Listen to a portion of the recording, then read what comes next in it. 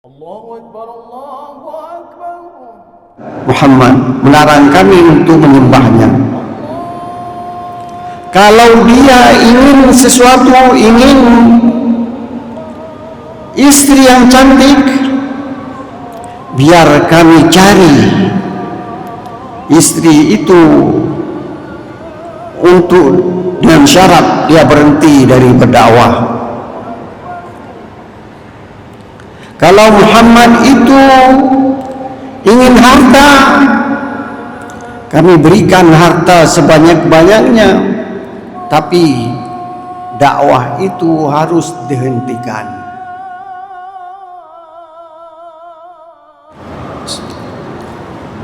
Assalamualaikum warahmatullahi wabarakatuh. Alhamdulillahi rabbil alamin, Ar-Rahmanir Rahim, Maliki Yawmiddin, Iyyaka na'budu wa iyyaka nasta'in. Asyhadu an la ilaha illallah rabbul alamin, wa asyhadu anna sayyidana Muhammadan sayyidul anbiya'i wal mursalin wa ala alihi wa ashabihi ajma'in. Hadirin hadirat peserta halaqah maghrib di Masjid Raya Baitur Rahman yang kita cintai ini, para pendengar radio Baitur Rahman di mana saja Anda berada, para pendengar radio Republik Indonesia di mana Aceh, para pendengar radio Serambi FM dan radio-radio lainnya yang turut serta menyiarkan halaqah maghrib yang berasal dari Masjid Raya Baitur Rahman yang kita cintai ini. Marilah kita bersyukur kepada Allah Subhanahu wa Ta'ala, di mana Allah masih memberi kesempatan hidup kepada kita sampai sekarang ini, bulan Rajab. Allahumma barik lana fi Rajab wa Sya'ban wa ballighna Ramadan. Ya Allah, berikanlah keberkatan hidup kepada kami di bulan Rajab dan bulan Sya'ban, dan panjangkan umur kami sehingga kami dapat berpuasa di bulan Ramadan. Doa ini selalu kita ucapkan begitu masuk bulan Rajab setiap tahun. Dari bulan Rajab ini kita sudah ingin berpuasa di bulan Ramadan. Salawat beriring salam tidak pernah lupa kita sampaikan kepada baginda Rasulullah sallallahu alaihi wasallam yang telah berjuang mati-matian. Beliau berjuang sejak berdua dengan istrinya Khadijah, ditemani oleh seorang teman baginda Rasulullah, Abu Bakar As-Siddiq, seorang adik sepupunya Ali bin Abi Thalib. Mereka tidak banyak. Mereka memperjuangkan agama ini dengan sungguh-sungguh, sehingga orang Quraisy ingin membunuh Nabi Muhammad sallallahu alaihi wasallam. Mereka ingin membunuh, dilarang oleh Abu Talib. Abu Talib Thalib pun meninggal. Siti Khadijah pun meninggal. Dua orang itu meninggal. Nabi Muhammad kehilangan dua orang yang selalu membelanya. Kalau Khadijah sebagai istri membela baginda Rasulullah sallallahu alaihi wasallam sejak turunnya wahyu. Di saat Rasulullah duduk sendirian di Gua Hira, datanglah seorang yang tidak dikenal, seorang yang belum pernah berjumpa dengan dia, mengatakan, "Iqra bismi rabbikal ladzi khalaq." Dan 5 ayat dari surat Al-Alaq itu disuruh baca oleh orang tersebut. Rasulullah orang yang jujur, tidak pernah mengatakan yang tidak ada padanya.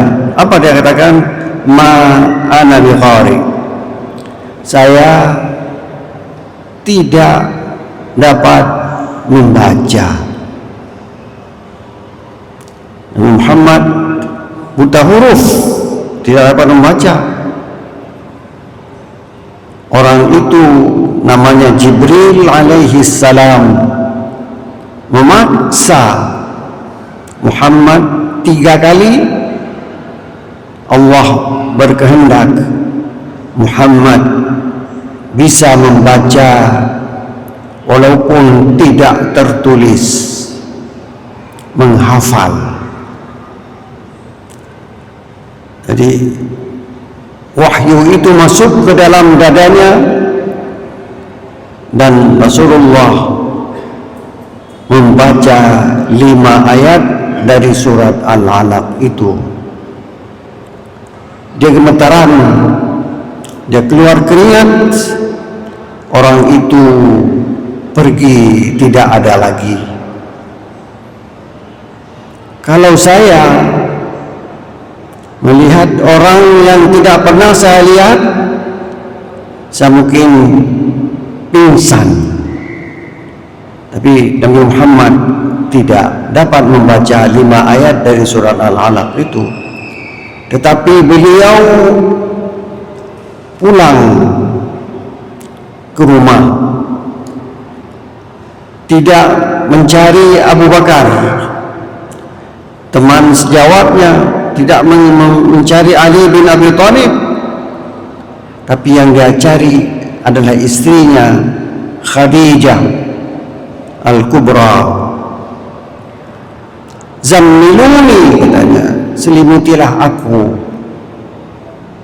selimutilah aku, karena aku mendapat sebuah kejadian yang tidak pernah ada sebelumnya. Itulah wahyu pertama yang turun kepada Nabi Muhammad sallallahu alaihi wasallam. Khadijah seorang istri yang bijaksana. Susah kita mencari istri seperti Khadijah. Dia membiarkan suaminya tidur diselimuti. Sesudah beberapa lama baru ditanya apa yang terjadi. Berbeda dengan istri kita. Kalau dilihat kita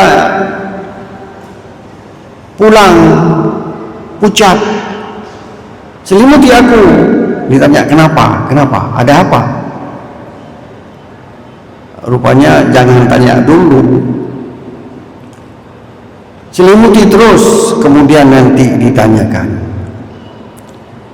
Rasulullah Muhammad pada waktu itu sudah menjadi Rasulullah, sudah diangkat menjadi Rasul, umurnya sudah 40 tahun.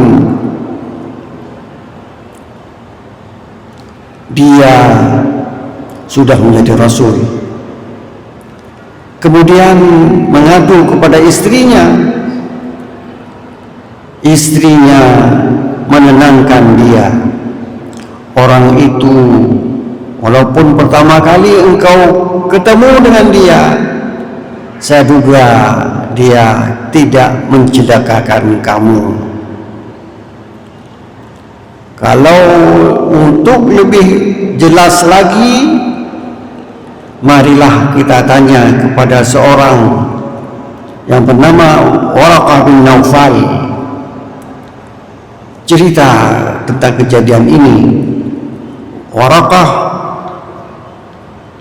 langsung mengatakan, orang itu adalah malaikat dan kamu telah diangkat menjadi rasul.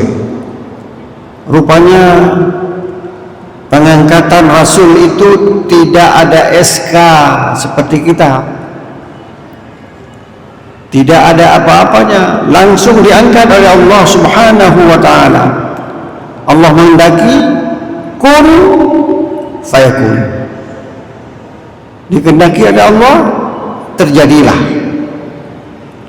Muhammad Rasul terakhir.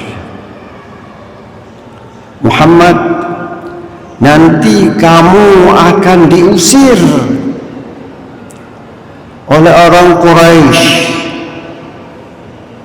oleh orang-orang yang ada di Mekah ini. Ketika kamu berdakwah, Rasulullah tercengang. Mana mungkin orang Quraisy mengusir aku?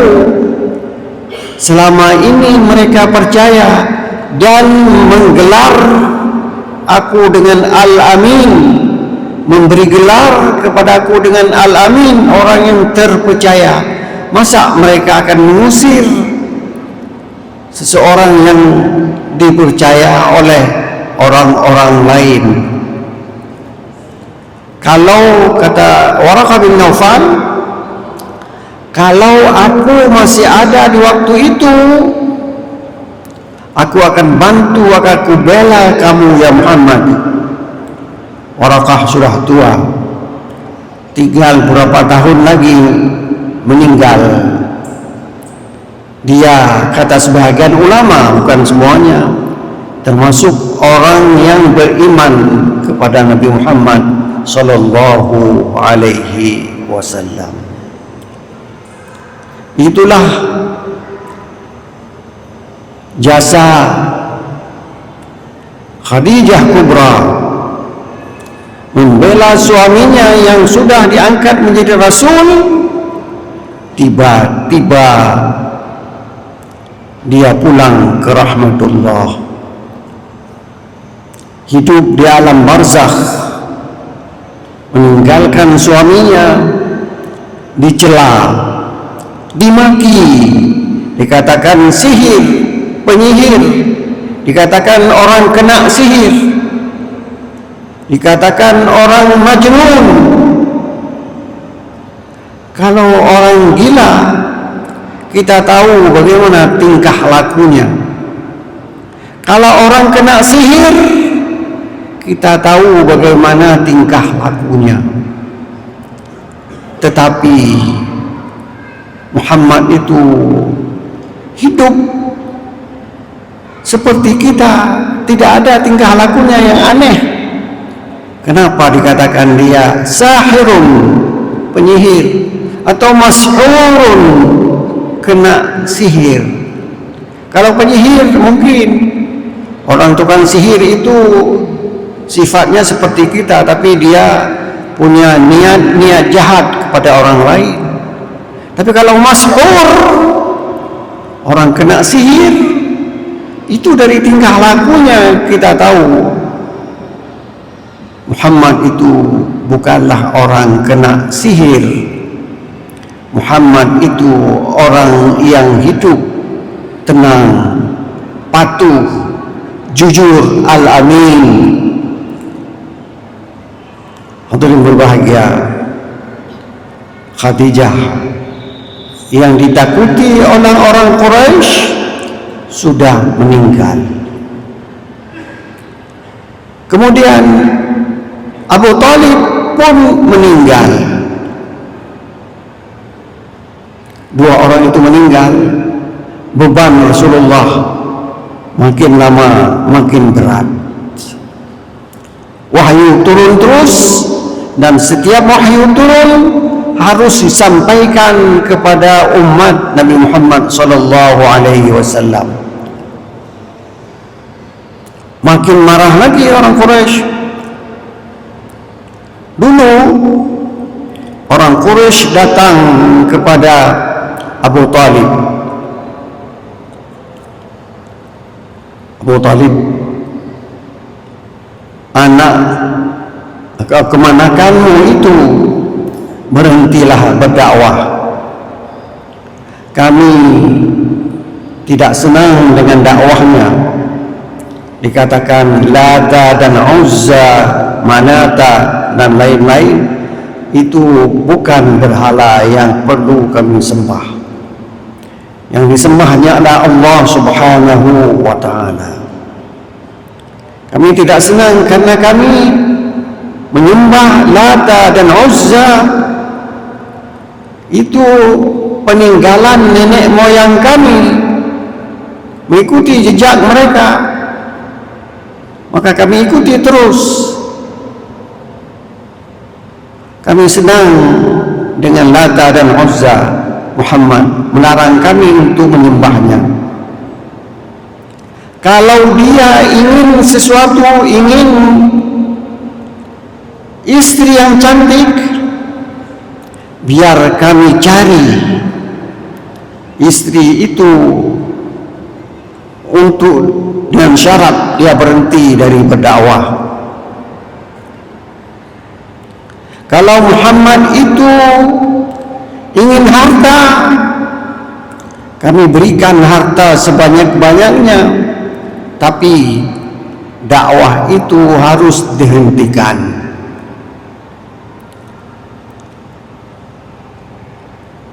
Kalau Muhammad itu ingin kekuasaan, kami angkat dia menjadi raja kami, tapi syarat tidak boleh lagi berdakwah mencela Lata dan Uzza. Coba kamu katakan kepada kemanakanmu itu agar dia berhenti berdakwah.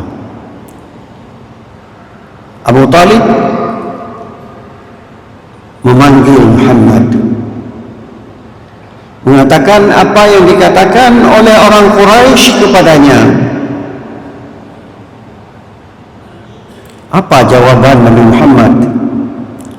Jawabannya, kalau mereka memberikan matahari kepadaku, bulan kepadaku, untuk aku tinggalkan dakwah ini, tidak mungkin aku berhenti berdakwah. Karena tugas dari Allah Subhanahu wa ta'ala tidak mungkin ditolak, dan aku telah diangkat menjadi rasulnya. Abu Talib yang selalu disegani oleh orang Quraisy meninggal. Itulah Amul Huzni, tahun bersedih.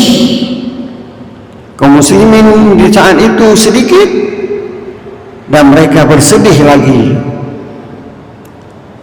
Kemudian Allah memperjalankan hambanya,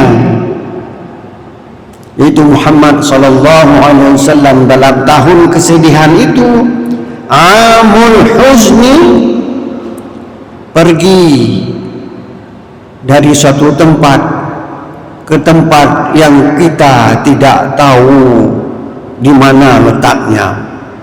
Tetapi itulah Isra dan Mi'raj. Kenapa ada Isra dan kenapa ada Mi'raj? Para ulama mengatakan boleh Nabi Muhammad itu dari Masjidil Haram langsung berangkat ke Sidratul Muntaha. Mungkin, tapi tidak. A'udzu billahi minasyaitonir rajim. Bismillahirrahmanirrahim. Subhanalladzi asra bi'abdihi laylan minal masjidil haram ilal masjidil aqsal alladzi barakna hawlahu linuriyahu min ayatina innahu huwas sami'ul basir. Allah memperjalankan, Nabi Muhammad tidak berjalan, tapi diperjalankan oleh Allah di malam hari. Asra artinya diperjalankan oleh Allah di malam hari. Dari mana? Minal masjidil haram ilal masjidil aqsa. Dari Masjidil Haram ke Masjidil Aqsa. Orang Quraisy tahu Masjidil Haram dan tahu pula Masjidil Aqsa. Tapi mereka heran, kalau biasanya mereka pergi dari Masjidil Haram ke Masjidil Aqsa yang jauhnya 1000 kilometer lebih. Kalau kita dari Banda Aceh ke Medan, kalau tidak salah saya tidak tahu nih, entah 600 sekian, tidak sampai 1000. Itu apakah mungkin kita pergi satu malam dan kita pulang? Tidak. Waktu itu karena perginya dengan binatang, dengan unta, paling cepat dengan kuda. Itu cepat, kuda lari kencang. Tapi 15 menit, 10 menit, 20 menit, 1 jam, 3 jam, sudah letih dia, tidak sanggup lagi dia lari. Tapi ilmu pengetahuan yang ada sekarang ini, dari Banda Aceh ke Jakarta,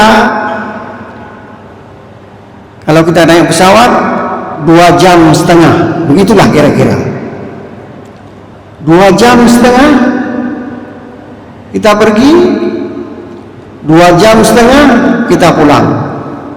Kita andaikan misalnya ada seekor nyamuk hinggap di pakaian, di badan seseorang,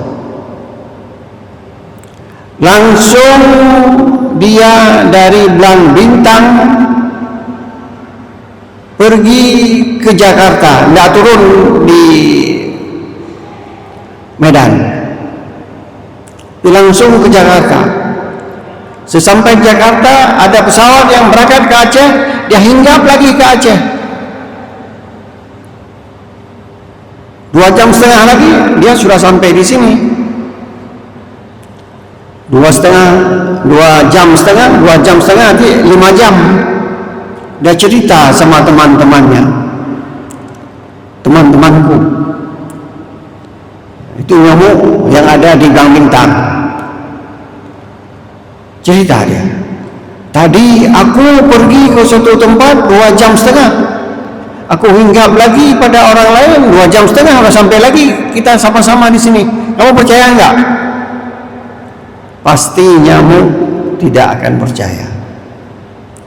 Kalau kita hidup di zaman adanya Rasulullah SAW, diceritakan itu, kita mungkin tidak percaya juga. Tapi dengan ilmu pengetahuan, dengan penemuan baru, hal itu mudah diwujudkan. Orang pergi entah berapa jam, atau yang kata khatib pada hari Jumat, yang paling jauh itu cahaya. Sekarang ukurannya cahaya. Saya tidak bisa berbicara seperti khatib itu karena saya tidak ada ilmu tentang cahaya, tentang ilmu itu. Berbeda dengan khatib yang lulusan, kalau tidak salah saya, lulusan Jerman. Dia sudah pelajari bagaimana cahaya itu. Habibie di Jerman, dia pintar sekali. Hadirin berbahagia, itulah amul huzni, tahun yang penuh kerisauan kepada baginda Rasulullah sallallahu alaihi wasallam. Beliau dinaikkan ke Sidratul Muntaha. Kita tidak tahu di mana Sidratul Muntaha itu. Berapa besar Sidratul Muntaha itu? Berbeda dengan Masjidil Aqsa. Bagi mereka yang sudah pernah pergi ke Masjidil Aqsa, tahu bagaimana dia. Dan orang-orang yang pernah pergi ke Masjidil Haram, dan saya kira orang-orang ini sudah pernah umrah, hampir semuanya sudah pernah umrah. Kita tanya saja kepada mereka, bagaimana Masjidil Haram? Dia akan cerita tentang Masjidil Haram. Hadirin berbahagia, sengaja para ulama mengatakan di Isra dan di Mi'raj itu dua tempat yang berbeda. Maka kalau kita sudah beriman kepada yang satu, dan mudah sekali kita beriman karena ilmu pengetahuan sudah memberi kemudahan kepada kita, dan kita pun sudah pernah pergi ke Jakarta 2 jam setengah. Jadi berapa jauh Jakarta? Kalau Medan 600 sekian, Jakarta entah berapa ribu. Bisa 1 malam pulang pergi. Dan kalau perjalanannya sesuai dengan kehendak Allah, waktu itu yang diciptakan oleh Allah, waktu itu pula yang dipergunakan pada malam itu sampai Sidratul Muntaha, sehingga yang dibawa pulang oleh-oleh dari Sidratul Muntaha itu adalah salat. Salat sesuatu yang penting dalam kehidupan kita, karena dia innas salata tanha 'anil fahsya'i wal munkar. Kalau orang mengerjakan salat dengan sebaik-baiknya, maka orang itu tidak mengerjakan fahsya yang ada hubungannya dengan zina, mungkar, pekerjaan yang ada hubungan dengan selain zina, mungkin mencuri, mungkin menjual sabu-sabu, mungkin yang lain yang dilarang oleh Allah Subhanahu wa ta'ala. Maka saya sangat senang melihat jamaah tetap di Masjid Raya ini. Setiap saya datang, saya lihat dia duduk. Kadang-kadang tempat duduknya pun saya tahu di mana tempat duduk jamaah tetap itu. Hampir saya pastikan, tapi tidak bisa dipastikan. Hampir saya dapat pastikan itu nanti akan menjadi penghuni syurga. Mudah-mudahan dia akan mengambil saya menjadi temannya dalam syurga tersebut. Wassalamualaikum warahmatullahi wabarakatuh. والاستقامة على الشريعة الغراء الطريقة البيضاء والسنة البيان perkataan ini. رب اغفر لنا ذنوبنا ولوالدينا وارحمهما كما ربيانا صغيرا رب اغفر لنا ذنوبنا ولوالدينا وارحمهما كما ربيانا صغيرا رب اغفر لنا ذنوبنا ولوالدينا وارحمهما كما ربيانا صغيرا رب اغفر لشيخنا ولمشايخنا ولأساتذتنا واغفر لنا جميع أوليائك المقربين من علمائك العاملين المخلصين وعبادك الصالحين واغفر لنا ولأزواجنا ولأولادنا ولبناتنا ولإخواننا ولطلابنا ولطالباتنا واغفر لنا ولجميع المسلمين والمسلمات والمؤمنين والمؤمنات الأحياء منهم والأموات